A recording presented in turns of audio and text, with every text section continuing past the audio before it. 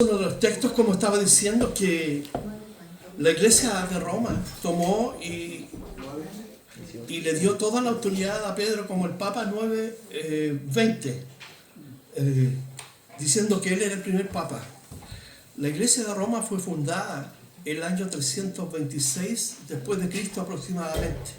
Recién fue fundada el año 326. Este es un dato histórico, nada más. Entonces Pedro tendría que haber tenido como casi unos 400 años, más o menos. Eso es imposible. Entonces es una interpretación forzada de las Escrituras para decir algo que no dice. Y eso lo utilizan mucho los falsos profetas. Toman las Escrituras para decir algo que la Escritura nunca ha dicho. Porque Jesús, fíjense, les dijo, ¿y vosotros quién decís que soy? Porque había en Lucas, el capítulo 9, versículo 20, había una historia corriendo un relato respecto de Jesús, quién era él. Y sabemos que los que se encontraron con Jesús, muchos recibieron un tremendo beneficio, fueron salvados, fueron sanados, fueron restituidos, ¿cierto? Los que estaban poseídos por demonios fueron liberados, fueron sanados, los leprosos fueron sanados y reintegrados a la sociedad. Entonces, lo que circulaba respecto de Jesús era tremendo. Yo no sé quién se acuerda del tipo de Villa Alemana. ¿Cómo se llama el chiflado ese que al final terminó siendo chiflada? La Miguela. ¿Cierto? Circulaba tanto mito. Venían de España, de Alemania, venía gente a ver como... Pero era un engaño del diablo, ¿cierto? Y al final terminó siendo eso. El tipo murió enfermo de SIDA. Era un tipo usado por la Iglesia Católica para manipular a la gente. Entonces, en el murmullo, en el relato de la gente, se decían muchas cosas, que en Villa Alemana, la Virgen y todas esas cosas. Y al mismo tiempo, cuando Jesús vivía, había muchos relatos acerca de él, que era un profeta, ¿cierto? Que era Juan Bautista, decía Herodes que había resucitado. Otros decían otras cosas. Los discípulos mismos, cuando lo vieron caminar por el agua, dijeron un fantasma. Así que Jesucristo se prestaba para muchas interpretaciones respecto de su persona, pero aquí con el grupo cercano, con sus discípulos, él les dice, ¿y vosotros quién decís que sois? Entonces, respondiendo Pedro, le dijo, el Cristo de Dios. El Cristo, la palabra Cristo, significa el Mesías de Dios. Y un judío que hiciera esa declaración, ¿cierto? Era tremendo. ¿Por qué? Porque violaba su concepción, ¿cierto? O sus creencias de la Biblia respecto del Dios único. Porque recuerden que en Deuteronomio 6 está la Shema, o la declaración del pueblo de Israel, que decía del Deuteronomio 6 del 1 al 6, oye Jehová, oye Israel, Jehová vuestro Dios es uno. Pero aquí Pedro, un judío, educado en la sinagoga, aprendiendo la palabra de la sinagoga, le dice, tú eres el Mesías de Dios. Es decir, las profecías del Antiguo Testamento, todas se aplican a ti porque tú eres el Cristo. Pero él les mandó que a nadie le dijesen esto, encargándoselo rigurosamente. ¿Por qué Jesús no aprovechó la ocasión para que todos supieran que era el Mesías? Porque recuerden, la promesa es que Jesucristo tenía que ir a la cruz, pero el pueblo quería tomarle como rey, hacerlo rey, para que expulsara a los romanos, pero eso no estaba ni siquiera en el corazón de Jesús, porque él venía anunciando en las aldeas, en las ciudades, el reino de Dios. Fíjense que ni siquiera él hablaba de la iglesia. Cuando habló de la iglesia, habló en futuro, en Mateo 16 y en Mateo 18. Habló hacia el futuro. Y ya vimos ya que la iglesia, después que Jesús murió, resucitó, fue instaurada por el Espíritu Santo. Así que la iglesia es un movimiento del Espíritu Santo. Es una obra del Espíritu Santo en medio de la gente, donde la gente cae rendida a los pies de Jesucristo por la obra redentora de la cruz del Calvario. Pero aquí estamos. La gente dice una cosa, pero los discípulos, en este caso Pedro, en Mateo dice, bienaventurado eres Pedro, porque esto no te lo reveló nadie. Nadie tiene idea de esto. Solamente te lo reveló, es decir, te lo mostró Dios por medio del Espíritu Santo. Tú haces esta declaración. Y allí en Mateo dice, tú eres Pedro, y sobre esta roca edificaré mi iglesia. Entonces, fíjense, edificaré apunta a futuro. Pero la iglesia está fundada, vimos, en Jesucristo. Él es la piedra del ángulo que los edificadores desecharon y viene a ser la piedra de salvación para nosotros los que hemos creído en Jesucristo. Jesucristo en este momento, ¿cierto?, es denostado, es tomado para hacer chistes, para burlarse, en fin. Pero Jesucristo para nosotros, ¿quién es? Si Jesús mismo nos preguntara, ¿quién dices tú que yo soy para ti? ¿Quién dices tú que yo soy? Podemos decir, tú eres mi Señor. Porque al decir, tú eres mi Señor, significa que Él es el amo de mi vida. Cuando digo, tú eres mi Rey, es porque Él gobierna y controla mi vida. Entonces, cuando decimos, yo creo en Jesús, sí, pero ¿quién es Jesús para ti? Jesús es tu Señor, Jesús es tu Rey, Jesús es tu Salvador. Los discípulos dijeron por medio de Pedro, tú eres el Cristo, tú eres el Mesías, el Redentor de la humanidad. Entonces, cuando nosotros nos enfrentamos a las Escrituras, debemos confrontarnos con lo que significa Jesús para nosotros. Porque aquí estamos estudiando, ¿cierto?, lo que significaba Jesús a la gente en el primer siglo, a los discípulos. Pero hoy en día vemos que Jesucristo ha sido reducido a un mito, a una leyenda, a un chiste, ¿cierto? Ha sido como, ¿cierto?, usado para hacer humor. Pero aún así hay gente como nosotros que decimos, tú eres nuestro Señor, tú eres nuestro Dios, tú eres el Cristo, tú eres el Mesías. Y eso no nos tiene que menoscabar, porque Jesucristo dijo que el que se avergonzare de Él, se avergüenza de aquel que lo envió.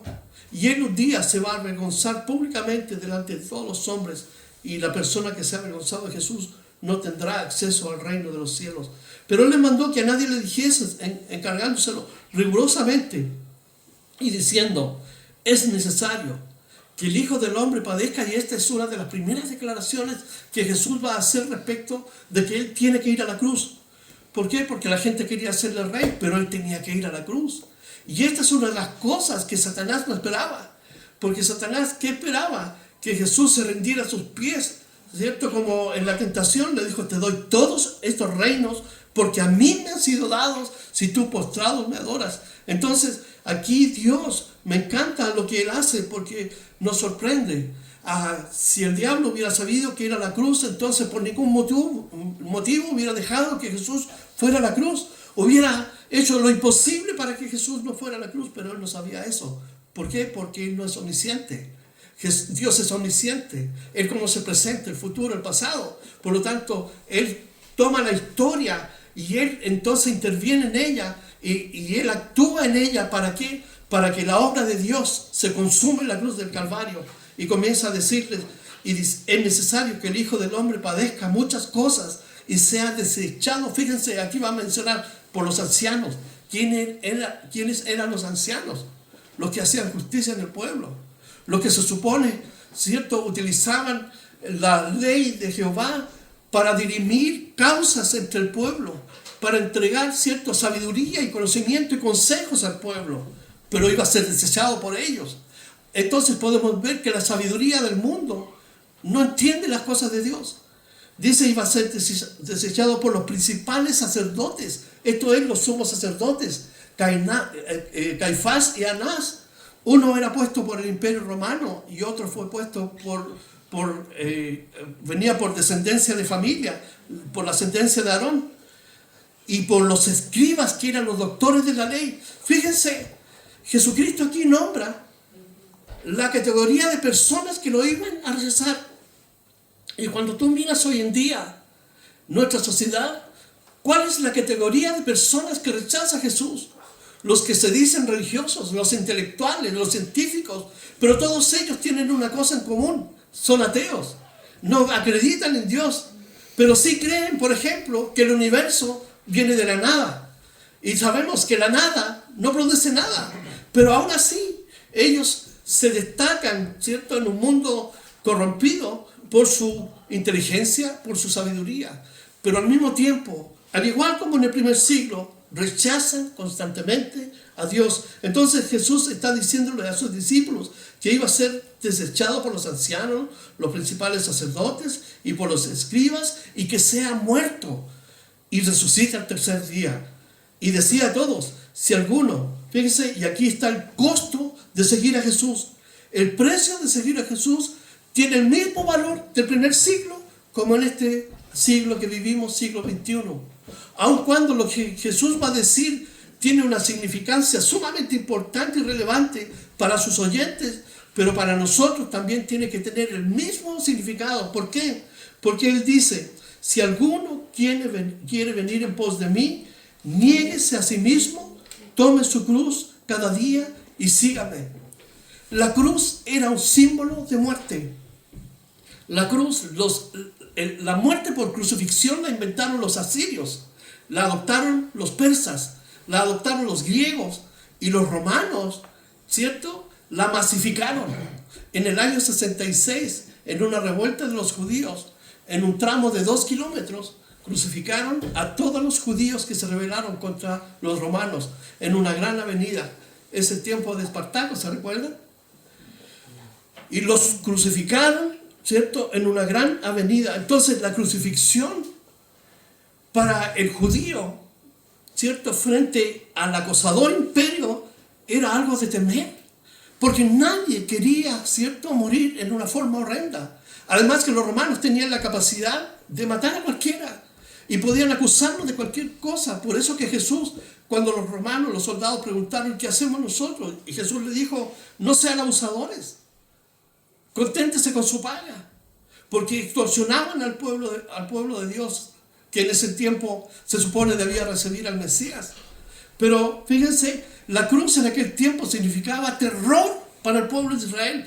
Para nosotros hoy en día, en el siglo XXI, la cruz representa un mero símbolo. Para los hippies de los años 70 era un símbolo de amor, ¿cierto? Pero hoy día la cruz ha sido trastocada. Hay movimientos, por ejemplo, el movimiento de la iglesia satánica que surge en el año 60 en la ciudad de California, con un hombre llamado Antoine Saint-Lavey. Toman la cruz y la invierten, como manifestando, ¿cierto?, un rechazo a la cruz. Es una ofensa al cristianismo mostrar la cruz invertida. Hay grupos de rock, ¿cierto? Y también se estableció como una moda en medio de los jóvenes usar una cruz invertida. Pero hay algunos que practican seriamente una aversión al cristianismo y usan la cruz como un método para burlarse de Dios y para hacer rituales. Entonces, para nosotros hoy en día la cruz no tiene una significancia mayor. ¿Por qué? Porque estamos tan alejados del lugar y del tiempo en que se escribió este texto. Pero cuando vamos a las Escrituras, nosotros nos empapamos de lo que el escritor quiso decir. Y esa es una de las cosas que nosotros debemos considerar. Hacer 2 preguntas a la Escritura cuando leemos. ¿Qué significa esto?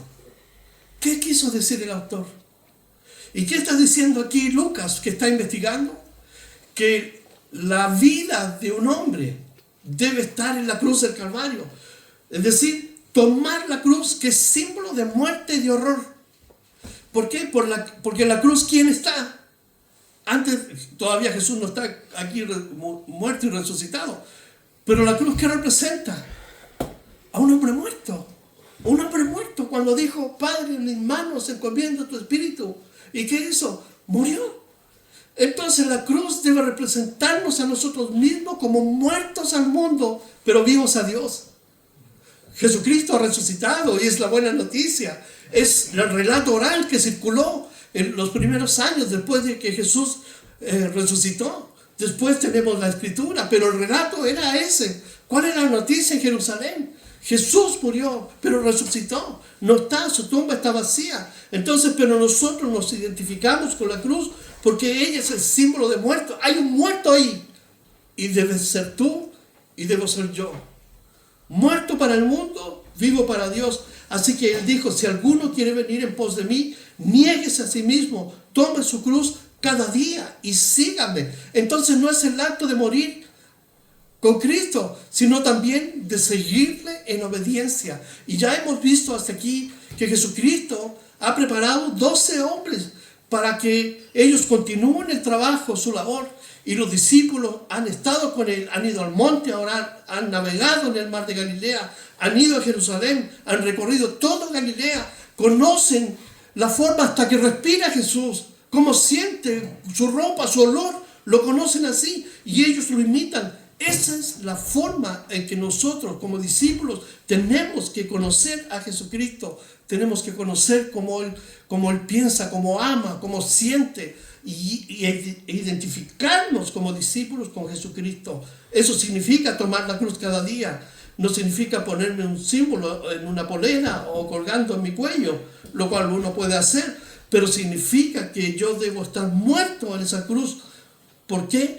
Porque la exigencia de Jesucristo es, si tú quieres seguirme, toma tu cruz, como Él dijo que lo iba a hacer más adelante. Entonces dijo, porque todo el que quiera salvar su vida, la perderá. Y el mundo hoy día te enseña a vivir para ser exitoso, pero Cristo te enseña a morir, y esa es la contradicción, el paradigma del cristianismo versus lo que el diablo ha predicado por siglos. ¿Cierto? Que eres exitoso, puedes ser exitoso, puedes ir a obtener una carrera, puedes ser un gran músico, puedes ser un gran escritor, un gran teólogo, lo que sea. Pero Jesucristo te dice, en este mundo tú tienes que morir. ¿Por qué? Porque el mundo pasa y sus deseos, pero el que hace la voluntad de Dios permanece para siempre. El mundo, dijo Juan, está en el maligno. El mundo está en el maligno, por lo tanto, debo tomar mi cruz, negarme cada día y seguirle en obediencia. La característica de un discípulo se identifica con la cruz. Cada día toma su cruz, se niega a sí mismo y sigue a Jesucristo en obediencia, basado en lo que enseña la palabra de Dios. ¿Por qué? Porque en el mundo te enseña a salvar tu vida, pero eso es sinónimo de pérdida. Dice, pero todo el que pierda su vida por causa de mí, la salvará. Entonces, esta es la paradoja que presenta el cristianismo. ¿Quieres vivir tu vida? Disfrútala, pero la vas a perder. ¿Quieres ganar tu vida? Entonces toma tu cruz cada día y sigue a Jesucristo en obediencia. Entonces ganarás la vida. Pues dice, ¿qué aprovecha el hombre si gana todo el mundo? Éxito, poder, fama, de todo lo que tú quieras, y se destruye o se pierde a sí mismo. Entonces, el mundo y toda su cosmovisión te proyecta al exitismo, a la fama y al poder, pero es el camino a la muerte. Jesucristo, en cambio, ofrece un camino estrecho, un camino que pocos andan por él. Pero para andar por ese camino hay que ser bien hombre y bien mujer, porque hay que tomar decisiones sólidas, concretas, para vivir como cristiano en un mundo que ya sabemos, se está cayendo a pedazos. Por lo tanto, el mundo dice vida, pero Jesucristo dice que es muerte. ¿Por qué? Porque el mundo está en el maligno y nosotros estamos en Cristo, y en Cristo Jesús hemos tenido entonces la vida eterna. Pablo dice, ya no vivo yo, mas Cristo vive en mí. Ya no vivo yo. Y lo que vivo ahora, lo vivo en la fe de aquel que me amó y se entregó por mí. Ya no vivo yo. Entonces, ¿qué hizo Pablo? No se entregó a un misticismo loco, ¿cierto? Ni a una fe sin base y sustento. ¿Qué hizo? Entendió que el ego tenía que morir y que tenía que ser entonces ahora inundado por la presencia de Dios para que su ego se muriera. Por eso dice, ya no vivo yo. ¿Por qué? Porque él entendió que él tenía que dar un paso. Él dijo, yo soy de la tribu de Benjamín, fariseo de fariseos. Cuando Pablo hace su biografía, ¿cierto? Relata todos sus pergaminos. Pero dice, todo eso lo estimado como ¿qué? Como basura, por agradar a aquel que me tomó por soldado. Entonces, Pablo se despoja de sus créditos seculares, renuncia a su ego y deja que sea poseído por el Espíritu de Dios, tomado, ¿cierto?, por el Espíritu de Dios, y dice, ya no vivo yo, mas Cristo vive en mí. ¿Por qué? Entonces Pablo llega a decir a los que conocían la carne, ahora no sé si los conozco, porque ahora de aquí para adelante toda mi vida está volcada hacia Jesucristo. Para él todo el aroma, todo el olor, todo lo que respiraba era Jesucristo. Y esa es una decisión, ¿cierto?, a la cual Jesucristo nos llama. Hoy día vemos un cristianismo descompensado, un cristianismo aguachento, donde leemos la Biblia si queremos 2 veces a la semana, y eso muchas veces. Si queremos oramos, si queremos tomar un tiempo para adorar a Dios. Pero aquí había un compromiso con Jesucristo, porque era la esencia del amor que ellos recibieron cuando Cristo les dijo, tus pecados te son perdonados. Vete en paz. Entonces, la iglesia del siglo XXI perdió lo más esencial,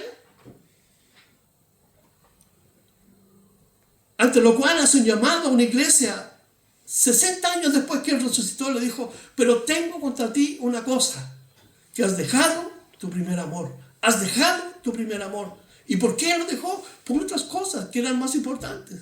Y la iglesia del siglo XXI tiene la misma prerrogativa y el llamado que hace Jesús. Tengo una cosa contra ti. Has dejado tu primer amor. Tu primer amor. A eso tenemos que volver. Por eso Jesús habla de la cruz, que es símbolo de muerte. Entonces dice que el mundo te dice una cosa, pero es mentira. Porque el pago del mundo es el pago del diablo. Es el pago de la muerte. Pero el pago de Cristo es vida eterna, para siempre con Él. El mundo entonces te dice, gánate el mundo, sé feliz, disfruta de la fama, pero es autodestruirse, es lo que dice Jesús en el versículo 25. Y el versículo 26 dice, porque el que se avergonzare de mí y de mis palabras, de este se avergonzará el Hijo cuando venga en su gloria y en la del Padre y de los santos ángeles. Dios va a juzgar el mundo por medio de Jesucristo cuando regrese por segunda vez. Va a poner a las ovejas, ¿cierto?, a la mano derecha y los cabritos a la izquierda. Y a los cabritos le va a decir, apártense de mí al fuego eterno. Y a los cabritos le va a decir, entren, vengan al reino de su Señor, por cuanto a uno de los pequeñitos tú hiciste algo bueno, a mí me lo hiciste. Entren. ¿Qué está diciendo ahí? ¿Cuál es el contexto de lo que Jesús va a hacer? Va a los cabritos, todos aquellos que rechazaron a Jesús, todos los que se burlaron de Israel, Chile, Colombia, Perú, Uruguay, los países musulmanes, todos los que se han reído y burlado, Dios les va a decir, apártense de mí. Pero todos aquellos que bendijeron a Israel, que aceptaron el mensaje de Jesucristo, entonces la promesa que Dios le dio a Abraham, le dijo, los que te bendijeren serán benditos, los que te maldijeren yo los maldeciré. Y en Abraham serán benditas todas las naciones de la tierra. ¿Por qué? Porque de los lomos de Abraham viene la promesa del Mesías. Y el Mesías es el Salvador. Y ese Salvador es el que nos está llamando a tomar esta cruz cada día. Dice aquí que el que se avergüenza de Jesucristo. Pero os digo al 27, en verdad que hay algunos de los que están aquí, dice, y aquí Jesús va a hablar de 3 discípulos, de Juan, de Jacobo y de Pedro. Dice, pero os digo en verdad que hay algunos de los que están aquí, de sus discípulos. Había multitudes, pero está hablando específicamente de los 12. Dice, hay algunos de los que están aquí que no gustarán la muerte o no morirán hasta que vean el reino de Dios. Y aconteció como 8 días después de esas palabras que tomó a Pedro, a Juan y a Jacobo y subió al monte a orar. Y entre tanto dice oraba, la apariencia de su rostro se hizo otra y su vestido blanco y resplandeciente. Y aquí 2 varones que hablaban con él, los cuales eran Moisés y Elías. Fíjese, Jesucristo llevó a estos 3 aparte y ellos van a tener una experiencia mística, una experiencia espiritual potente. Y Jesucristo delante de ellos comenzó a refulgir con su gloria, con la gloria, porque Él es el Hijo, Él es el hombre perfecto, Jesús, sin pecado, el Cordero de Dios, y comienza a brillar, sus blancos comenzaron, ¿cierto?, a resplandecer, su vestido. Y también apareció Moisés y Elías. Moisés representa todo el Antiguo Testamento en relación a la ley, pero esa ley apuntaba a Jesús. Y Elías representa a los profetas, y los mensajes de los profetas apuntaban siempre a decir que Dios iba a enviar a su Hijo. Quienes aparecieron rodeados de ¿qué? De gloria, y hablaban de su partido. ¿Por qué vinieron Moisés y Elías? Vinieron a consolar a Cristo. ¿Por qué? Porque venía el tiempo. Jesús ya dijo, tengo que morir. Entonces le dijeron cómo iba a ser. Entonces Jesús, por eso cuando ora en el huerto dice, Padre, si puedes apartar de mí este cáliz, pero que no se haga mi voluntad sino la tuya, porque el horror de la cruz estaba presente.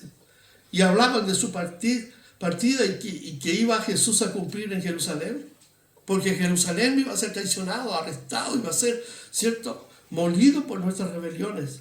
Y Pedro y los que estaban con él, en este caso Jacobo, ¿cierto?, y el otro discípulo, estaban rendidos de sueño. Qué curioso que siempre ellos estaban como dormidos, porque cuando Jesús fue al Getsemaní, Pedro y también Juan se apartaron un poco y estaban durmiendo. Y Jesús le dijo, llegó la hora. Él le dijo, bueno, la verdad, le dijo, la carne siempre está dispuesta a dormir, a hacer, pero el espíritu está dispuesto. Vámonos, acerca que me traicione. Y una de las cosas que Pedro va a ser como una especie de locura, porque no sabe lo que dice por todo lo que estaba mirando. Dice, y Pedro, los que estaban con él rendidos en sueño, más permaneciendo despiertos, vieron la gloria de Jesús y a los dos varones que estaban con él. Y sucedió que apartándose ellos de él, Pedro dijo a Jesús, Maestro, bueno es para nosotros que estemos aquí, hagamos 3 enramadas, ¿cierto? 3 como ramaditas chiquititas, ¿cierto? Como carpitas, pero de arbustos que habían ahí. Una para ti, una para Moisés y otra para Elías. No sabiendo lo que decía, estaba como ellos, por la visión que tenía. Y Pedro siempre se destacaba por ser como, ¿cierto?, hablar sin pensar, hacer cosas sin saber lo que estaba haciendo. Es una característica de Pedro, pero después cuando Pedro es lleno del Espíritu Santo, es transformado en un hombre controlado por Dios. Y ya no es el hombre agitado, el colérico que se enoja, sino un hombre transformado por el poder de Dios.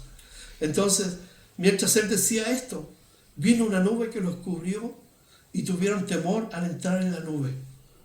Un temor reverente, no de miedo. Y vino una voz desde la nube que decía, este es mi Hijo amado, a él oíd. La nube representa también la presencia y gloria de Dios. Y aquí, ¿cierto?, el llamado a los discípulos es, escuchen a mi Hijo, escuchen a mi Hijo.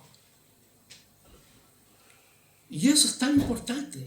Hoy día los hombres escuchan a Confucio, a Mahoma, ¿cierto?, a Maitreya, a la Virgen María, a Mahoma y a toda esta playa de dioses. Pero si escucharan a Jesucristo, este mundo sería transformado por el poder de Dios, pero no quieren escuchar a Jesucristo. Y fíjense, es Dios quien dice, escuchen a mi Hijo. El Padre dice, escucha a mi Hijo, escucha a mi Hijo. ¿Y cómo podemos escuchar al Hijo de Dios? ¿Cómo podemos escuchar? Leyendo su palabra, sumergiéndonos en la lectura de los evangelios, de las cartas del Antiguo Testamento, de los salmos, de las escrituras en general, porque ellas son las que dan testimonio de Jesucristo. Juan escribe en el capítulo 21, dice, si se pudieran escribir todas las cosas que Jesús hizo y que enseñó, dice, no hay libros en el mundo capaces de soportar todo lo que hay que escribir respecto de Jesús, pero tenemos que sentarnos y leer. Pero cuando yo leo la escritura, debo sentarme y leer. No necesito correr para leer toda la Biblia, pero puedo tomar un texto, puedo tomar 2, 3 versículos, un capítulo, y luego de eso meditar y decir, Señor, Tú tienes que mirar qué está sucediendo, quiénes están involucrados, qué se está diciendo respecto de ellos, qué dice Jesús respecto de tal o cual conducta y cómo cambiaron las personas cuando entraron en contacto con Jesús. Y luego que tú lees eso, entonces tú puedes ver, Señor, si tú hiciste esto con estas personas, ¿qué quieres cambiar en mi corazón también? Y reflexiona sobre tu propia vida. Porque leer la Biblia no es como los loritos, siempre, no, es sentarse y reflexionar para escuchar la voz de Dios, de Jesús. ¿Por qué? Porque Dios dice, a Él debemos oír. Y cuando cesó la voz, Jesús fue hallado solo y ellos callaron y por aquellos días no dijeron nada a nadie de lo que habían visto. Estaban estupefactos. La experiencia, imagínate, ver a Moisés. Ahora, ¿cómo es que sabían que era Moisés? Lucas investigó por boca de Pedro, porque Pedro estuvo ahí. Elías. Ellos están con un cuerpo, no los reconocieron, están en la presencia de Dios. Ellos también, cuando Jesucristo venga con su iglesia, van a participar de ese gran evento. Dice aquí entonces, al día siguiente, cuando descendieron del monte, recuerden, la experiencia que tuvieron estos discípulos, es lícito tener experiencia a solas con Dios. Fíjense, esta es una oportunidad de forma personal. Cuando tú estás a solas con Dios, es lícito tener una experiencia con Jesús, pero tu experiencia debe estar respaldada por la Escritura. Hoy día tenemos tantas experiencias en iglesias que no tienen fundamento bíblico, y hay desórdenes y manifestaciones, pero no tienen asidero en la palabra de Dios. El apóstol Pablo ocupa 1 Corintios 12 y 14 para explicar el orden que debe existir en la iglesia. Uno puede tener una experiencia, uno puede hablar con Dios y tener ese encuentro personal con Él. Pero en la iglesia uno se junta para estudiar la palabra de Dios. Porque cuando surgen estos arrebatos místicos, ¿cierto?, entre la gente, toda la atención se centra en las personas y no en Dios. Y después estas personas, ¿cierto?, se llenan de orgullo porque tuvieron una experiencia mística y todos nos miran a Él, pero uno tiene que mirar a Jesucristo. La palabra de Dios nos enseña que podemos tener una experiencia como la tuvieron los discípulos. Podemos sentir a Jesucristo, tener ese momento, ¿cierto? Pero para eso yo necesito una disciplina de estar a solas con Dios, en oración. Y eso, ¿cierto?, es sumamente importante, sobre todo en el tiempo que vivimos, para llenarnos de la presencia de Dios. Dice, así que al día siguiente, cuando descendieron del monte, una gran multitud les salió al encuentro. Y aquí un hombre de la multitud clamó diciendo, Maestro, te ruego que veas a mi hijo, pues es el único que tengo. Déjame ver una cosa, hermano, no sé qué hora es. Ya. Entonces, venían Jesús, bueno, su gloria manifestada, ¿cierto? Él es el Hijo de Dios, el Dios mismo. Él es omnipotente, omnipresente, Él tiene todas las virtudes. Pero aquí bajan del monte. Es como fueron a un retiro personal, al cielo, o sea, al monte, a un pedacito de cielo en el monte. Venían así, imagínate, como cuando uno va al retiro, ¿cierto? A los retiros espirituales que nosotros hacemos, nos apartamos para estar en la palabra todo el día, oramos, cantamos, escuchamos la voz de Dios, y eso nos hace tan bien. Pero también uno puede tener un particular retiro con Dios cada día. Entonces el hombre le dijo, es el único hijo que tengo, tiene problemas. Y sucede que un espíritu, fíjense, que un espíritu le toma y de repente da voces. Es decir, los demonios pueden tomar control de las cuerdas vocales de aquellos que están poseídos por ellos. Y de repente da voces y le sacude con violencia y le hace echar espuma y estropeándole a duras penas se aparta de él. Entonces era un demonio que venía, entraba en la vida de esta persona. Este joven permitió que el demonio viniera Y este hombre tiene un comportamiento casi similar al ataque epiléptico. ¿Han visto a personas botados en el suelo, echando espuma por la boca? Es toda una cosa similar. De hecho, el relato en el idioma original habla así, casi de un ataque de epilepsia. Entonces venía el demonio porque estaba enfermo de epilepsia, pero el demonio venía y sobre su enfermedad, entonces él actuaba de tal manera que era una cosa tremenda. Y rogué a tus discípulos, dice, que le echasen fuera y no pudieron. Respondiendo Jesús, dijo: oh generación incrédula y perversa, ¿hasta cuándo he de estar con vosotros y os he de soportar? Y aquí hay una reprensión contra la incredulidad, porque el hombre no tenía que haber ido a los discípulos, el hombre tenía que haber ido a Jesús, a Dios, y haberle pedido, ¿cierto?, por su hijo. Pero aquí los discípulos también están en una contradicción. Fíjense, 3 vienen del monte con Jesús, los otros están abajo, ¿cierto? Y fíjense lo que dice, respondiendo Jesús: generación incrédula, los reprende. ¿Hasta cuándo voy a estar con ustedes? ¿Hasta cuándo los he de soportar? Trae acá a tu hijo. Y mientras se acercaba el muchacho, el demonio le derribó y le sacudió con violencia. Fíjense, la presencia de Jesús, de una u otra manera, afecta a las personas que están involucradas con este mundo espiritual, pero en este caso el demonio violentó al joven. ¿Por qué? Porque Jesús estaba allí presente y los demonios saben quién es Jesús. Cuando Jesús expulsó al demonio de los gadarenos, porque eran 2, ¿qué tienes con nosotros, Jesús? ¿Por qué vienes a atormentarnos antes de tiempo? Y esta es una cuestión clave. Los demonios nunca tendrán perdón. Nunca. Siempre estarán fuera de la presencia de Dios y serán expulsados para siempre, para siempre y para siempre. Entonces, la presencia de Jesús altera este mundo espiritual. Entonces, le sacudió con violencia, pero Jesús reprendió al espíritu inmundo y sanó al muchacho y se lo devolvió a su padre. Y todos se admiraban de la grandeza. ¿De quién? De Dios, de la grandeza de Dios. Y maravillándose todos de todas las cosas que hacía, dijo a sus discípulos. Fíjense esta palabra que les dijo: haced que os penetren bien en los oídos estas palabras. Es como si hubiera dicho: oye, lávense bien los oídos por lo que le voy a decir. Entonces Jesús, si bien es cierto, el Hijo de Dios, pero con sus discípulos, Él tenía que reprenderlos porque Él te estaba enseñando. Así como nosotros a veces nos reprende Jesús.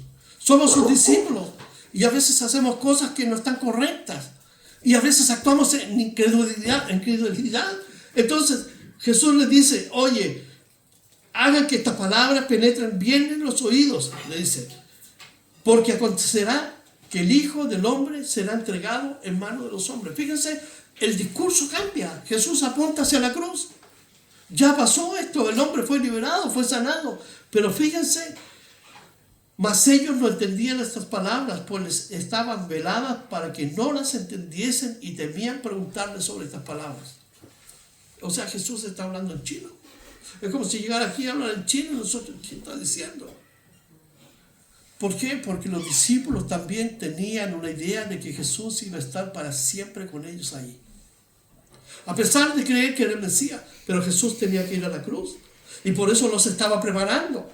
Para que cuando llegara el momento, ellos tomaran entonces, ¿cierto?, el testimonio, ¿cómo se llama? Y continuaran con la obra de Dios. Por eso vino el Espíritu Santo, para que ellos fueran llenos de ese poder para ir a predicar el Evangelio.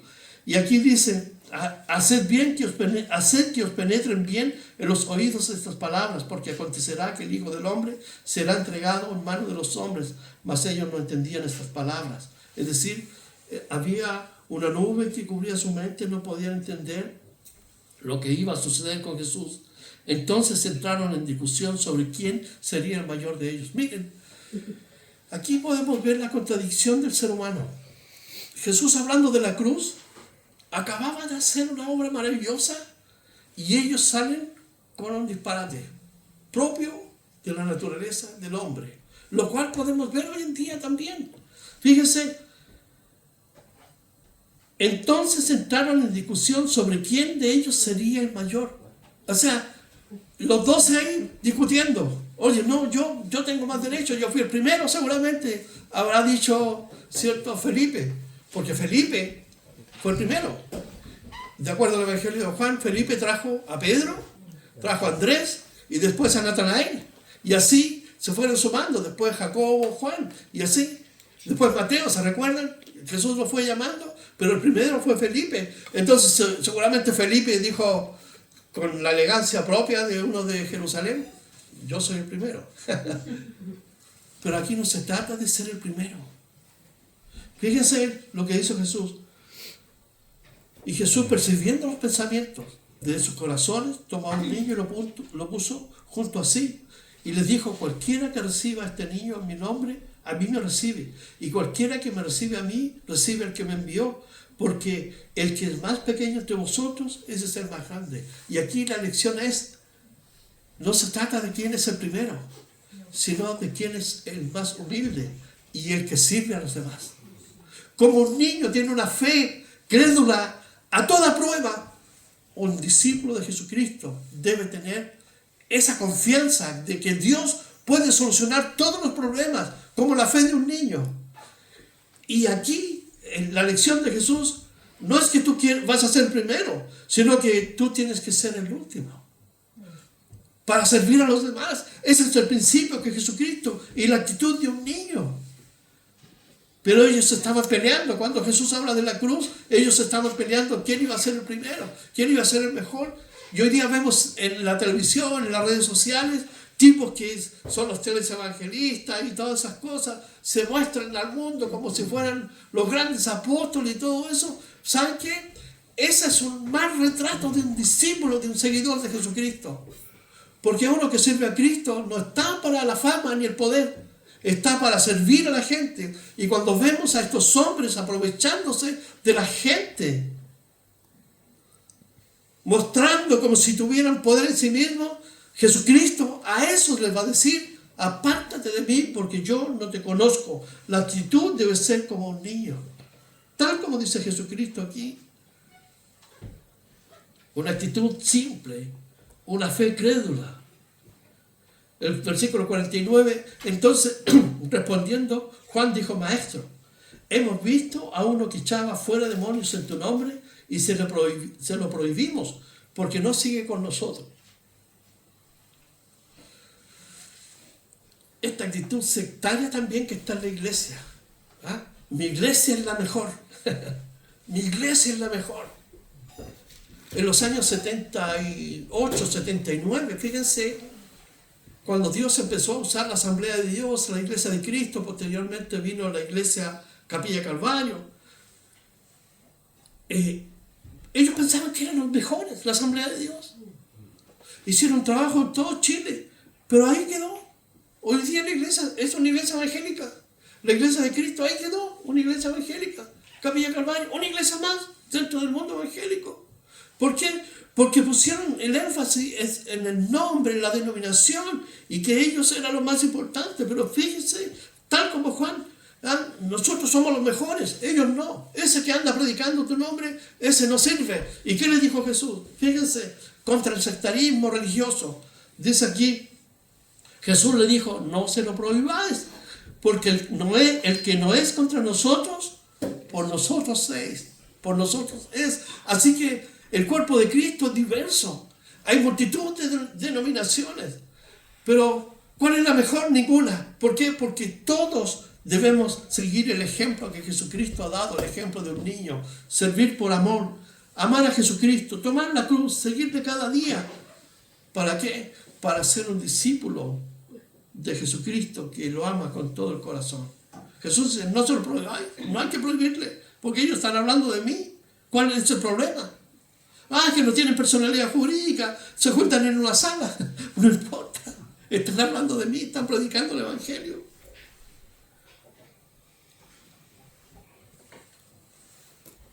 No sé qué hora es para poder. Ya van a ser, me quedan 10 minutos. Dice, cuando se cumplió el tiempo en el que había de ser recibido arriba, afirmó su rostro para ir a Jerusalén. y envió mensajeros delante de él, los cuales fueron y entraron en una aldea de samaritanos. Recuerde que los judíos odiaban a los samaritanos y los samaritanos odiaban a los judíos. Y entraron en una aldea de los samaritanos para hacerle preparativos, mas no le recibieron, porque su aspecto era como de ir a Jerusalén. Entraron a la aldea, pero parecía que iban de largo. Viendo esto sus discípulos, entonces nadie lo infló, por decirlo así.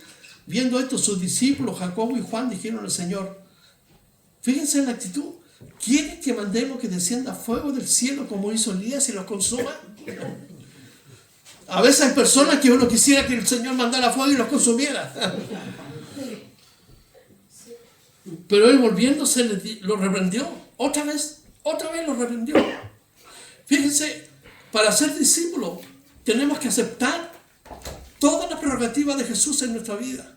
No tan solo enseñanza, pero la enseñanza también incluye reprensión. Y en este caso, es la actitud que tienen hacia los samaritanos.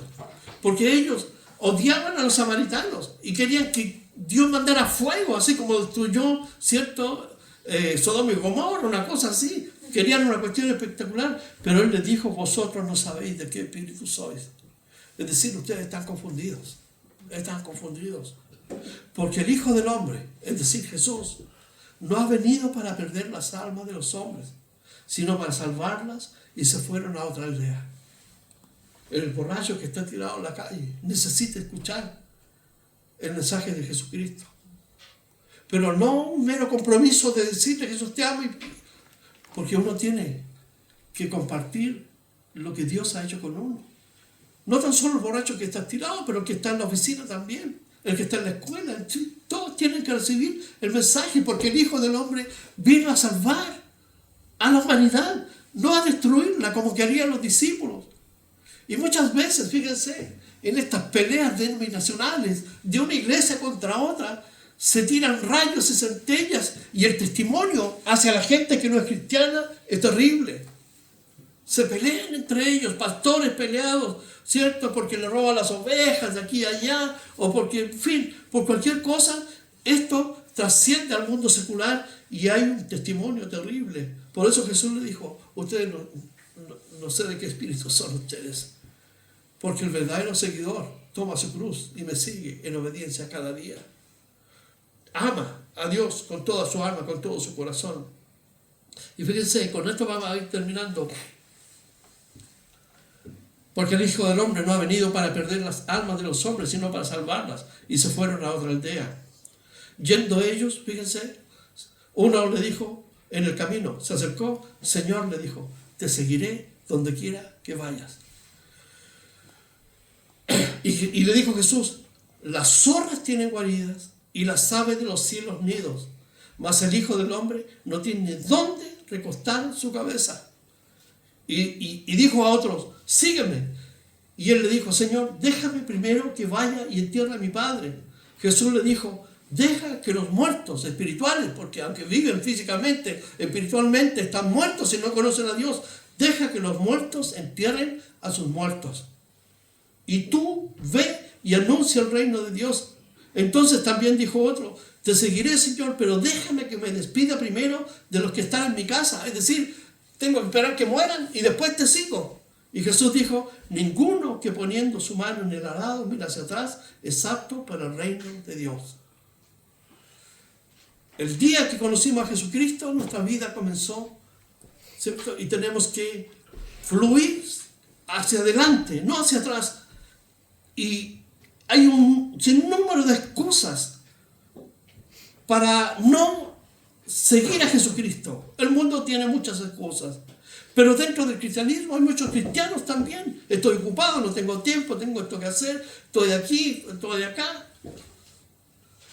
Pero Jesús dijo, sígueme, sígueme. Y fíjense, y todos tuvieron muy buenas intenciones. Todos querían seguir a Jesús. Hoy en día mucha gente, muchas iglesias tienen muchos seguidores, pero pocos discípulos. ¿Por qué? Porque los seguidores adaptan su tiempo para dárselo a Dios y para sí mismo. Pero Jesús nos dijo que el que sirve al mundo o quiere ganar su vida la perderá, pero el que sigue a Jesucristo ganará su vida. Nosotros como discípulos tenemos que ser radicales en seguir a Jesús. Estamos viviendo lo último de los tiempos. Y si uno piensa que la vida cristiana puede ser así, simple, está equivocado, porque Dios nos llama a tomar la cruz, que es un símbolo de muerte. ¿Cuántos que profesan ser cristianos se van a quedar para la gran tribulación? Oye, lo que viene es terrible, terrible. El mundo va a ser distinto, la geografía va a cambiar. Todo va a desaparecer, lo que conocemos. Vas a ser un monigote del anticristo. Satanás se va a regocijar porque la Escritura dice que Dios lo va a expulsar desde el cielo con el tercio de los ángeles. Del ámbito donde Él mora, va a caer a la tierra y va a ser terrible. Si así hace estragos, ¿cuánto más estragos hará estando aquí en la tierra con sus demonios? Todos los juicios que vienen de Dios. Entonces, el seguir a Cristo requiere una condición de discípulo, no de seguidor. Porque los seguidores tienen excusa, pero el seguidor de Cristo, el discípulo de Cristo, va con Él a todas partes. Va con Él a todas partes. Entonces, hemos visto que Jesús tiene el poder para sanar, para eliminar y sacar enfermedades, para reprender demonios. Y aquí los discípulos, en esta pasada, entendían que el reino de Dios consistía en quién ocupaba el primer lugar cerca de Jesús. Y si bien es cierto, yo debo buscar a Jesús para estar más cerca de Él, pero el reino de Dios no consiste en quién ocupa lugares dentro de la iglesia, o porque yo soy esto, yo soy aquí, yo soy allá.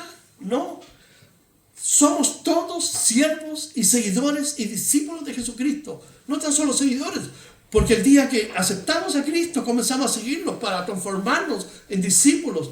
Y el discípulo ama la palabra de Dios. Ama la palabra de Dios. Tiene fe como un niño. Acepta las prerrogativas del reino de Dios. Dios tiene que corregirnos por su palabra. Él nos guía, nos ayuda, pero nos corrige. A veces Él cierra puertas y es una forma de corrección para mostrarnos que yo debo hacer su voluntad y no la mía. Pablo le dice a los corintios, por eso hay algunos de vosotros que están enfermos, porque estaban jugando con la Santa Cena. Las cosas de Dios son santas, y tú y yo somos sacerdotes de Dios, nación santa, pueblo adquirido por Dios, para anunciar las virtudes de aquel que nos llamó. No debemos menospreciar ni prejuiciar a la persona, ni por su nacionalidad, ni por su etnia, ni por su raza. Tenemos que predicarle a Jesucristo. Hay algunos que se merecen que les caiga fuego del cielo, es verdad. Especialmente uno que empieza con fe. No, pero Dios nos manda a amarlos a todos. Así es. La gloria de Dios se manifestó en Cristo Jesús para que nosotros hablemos del Evangelio a todo el mundo. Los discípulos, ellos se enojaron como Moisés. Recuerden, con esto termino. Dios les dijo: el pueblo tiene sed, dales agua de beber. Y Moisés estaba así. Y fue y golpeó la roca, ¿se recuerdan? Con rabia, con ira, como los discípulos aquí en Samaria. Señor, manda fuego, destrúyelos. Dios no actúa como nosotros. Dios es amor. Ya vendrá el fuego consumidor en un momento, cuando se manifieste su ira sobre un mundo que le ha dado la espalda. Dios es amor en este momento y quiere que vivamos una vida como discípulos, tomando la cruz de Cristo, siguiéndole cada día, en obediencia a su palabra, sentado a los pies de Jesucristo. La voz de la nube dijo: a Él oíd, a Él oíd. No nos llenemos con la basura del mundo, llenémonos con la palabra de Dios. Vamos a orar. Padre, en el nombre de Jesús, te damos gracias este día y oramos, Señor, que podamos ser discípulos fieles a ti y a tu palabra. Sin duda, Señor, somos débiles, cometemos errores, nos equivocamos, fallamos, pero no nos sometemos al pecado voluntariamente, Señor. Por eso, Señor, oramos en el nombre de Jesús que tu Espíritu Santo perfeccione nuestra vida para ser los hombres y mujeres, Señor, que tú tienes Señor, en tu corazón. Padre, en el nombre de Jesús, bendice tu iglesia, bendice a tus hijos en todo el mundo, Señor. Estamos en la última hora, dice tu palabra, Señor, tiempos difíciles, donde cosas están pasando tan extrañas. Por eso ayúdanos a estar, Señor, listos y preparados para irnos contigo, Señor. Pero mientras tanto, Señor, a predicar, enseñar tu palabra a gente que no te conoce. A vivir como niños, ser como niños delante de ti, Señor. Sanos, humildes, simples, crédulos, Señor. Padre, en el nombre de Jesús oramos que así sea, Señor. Que solamente tu Espíritu Santo puede ayudarnos, Señor. No es nuestra imaginación, nuestra inteligencia, nuestra sabiduría. Es tu poder que viene por medio de tu Espíritu, Señor. Y por medio de tu palabra, que es la luz que ilumina nuestra vida para hacer tu voluntad. Señor, gracias por todo, en el nombre de Jesús. Amén. Ups. Bueno, quería sacar esto. Vamos a cantar una alabanza.